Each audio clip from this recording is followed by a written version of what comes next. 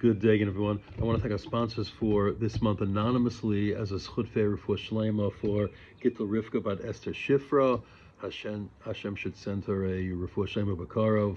Sponsored also this month by Julie and Richard Ehrlich, Lee Nishmat, Richard's mother, Rachel Miriam Bat Yona, Allah Shalom, by Sandy and Steve Gratko, Lee Nishmat, Shraga Feivel Ben Sender, and Dina Bat Avraham, Aleim Shalom, by Marsha and Lee Weinblatt, Le'ili Nishmat, Gittel Bat Chaim Yisachar, and Chavriva Bat Aaron Yosef and Bracha, Aleim Shalom, and by Chayin Yelfuld, Le'ili Nishmat, their beloved son, Hillel Olav Shalom Ben Yo Yaakov She Yichya.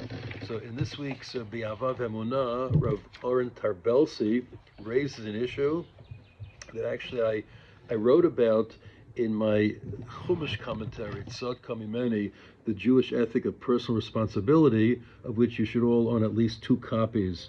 And he writes about the Makkah of Dam, how Dam achieved a number of things, and primary among them was giving the Jewish people the sense of being entrepreneurs. The first method, this I wrote, the first method by which a person overcomes a slave mentality is to go into business for yourself. And the Medrash says in Shmot Rabbah, quoting Rabbi Oven Halevi, Berebbe, Mimakat Dam He'ashir Yisrael. From the Makkah of Dam, the Jewish people became wealthy. How? Because the plague of Dam only affected water that was under the control of the Egyptians, famously, of course, the Nile River. But no Jewish water turned into or became Dam. So therefore, a Jew and a Mitzri who were neighbors, the Mitzri would take water out of the well, it would be Dam. The Jew, it would be water. So what do the Jews do? Yisrael bidamim hayashotemayim bikan he'ashir Yisrael. The Jews took advantage of a good business opportunity. They had water, but if they sold their water to the Egyptians then had water, and that's exactly what happened. During the week of the plague of Dam, the Jewish people sold their water to the Egyptians and became wealthy. And he goes on to say that this was the first 3 occasions in which the Jewish people enriched themselves in Egypt, part of the promise that God made to Avraham, after their years of servitude, they'll go out with great wealth. Well, that's what happened. The second way it was done was when they left, they took, by Yeshalu, they borrowed long-term, klei chesef u'klei zahav. They took all the valuables from the Mitzrayim. They took that with them. And then at Yam Suf, the bizah, the spoils of war, the gold and silver and precious stones with which the Egyptian soldiers went into battle, all that floated up from the sea onto the shore, and the Jewish people gathered them, and they became very wealthy. But of the 3, it's interesting to note that only the first one represented something that they did on their own, the Jews on their own initiative, meaning the Bizat Hayam, the spoils of the Red Sea, it came to their possession basically passively. It washed ashore. At least when it came to taking the valuables from the homes of the Egyptians, at least they had to go to the homes. They had to make some effort. But here, the idea of selling water to the Egyptians, that already gave them a sense of self. People don't fully appreciate things that are given to them. They appreciate more if they earn them. This was the first stage in our recovery process from being slaves and trying to overcome the slave mentality.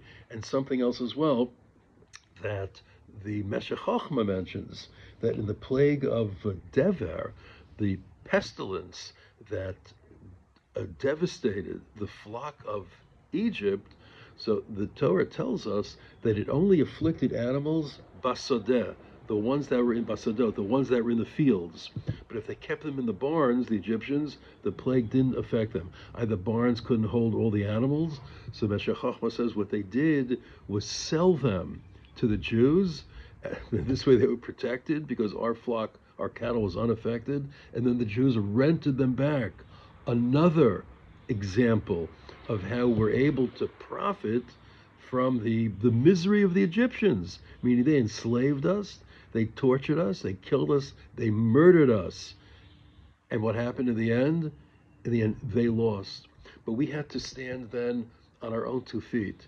We had to experience what freedom was, what capitalism is, the ability to use your own labor, your own ingenuity, to earn your own way in the world.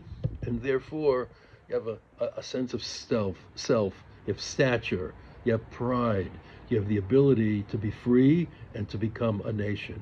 And yet, if that's all there is, eventually you'll be a materialist that's lost, that becomes utterly estranged from God. There's one other idea there Tarbellsi mentions, that the Nile taught the Egyptians. The Nile, of course, was a source of prosperity. It gave them continual access to water, which, of course, was needed for irrigation for their fields.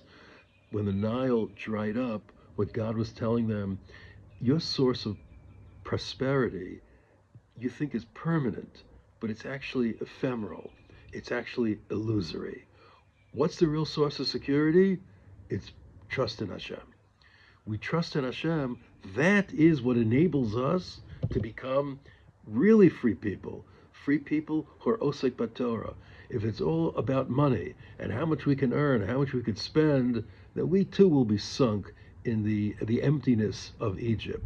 But if we realize that it comes from Hashem, and we use this to better our lives, to better the world, to use our money not just to luxuriate in things that we don't need, but in order to serve Hashem better, then we're blessed with the opportunity to earn our own way as part of our Avodat Hashem, first step to freedom.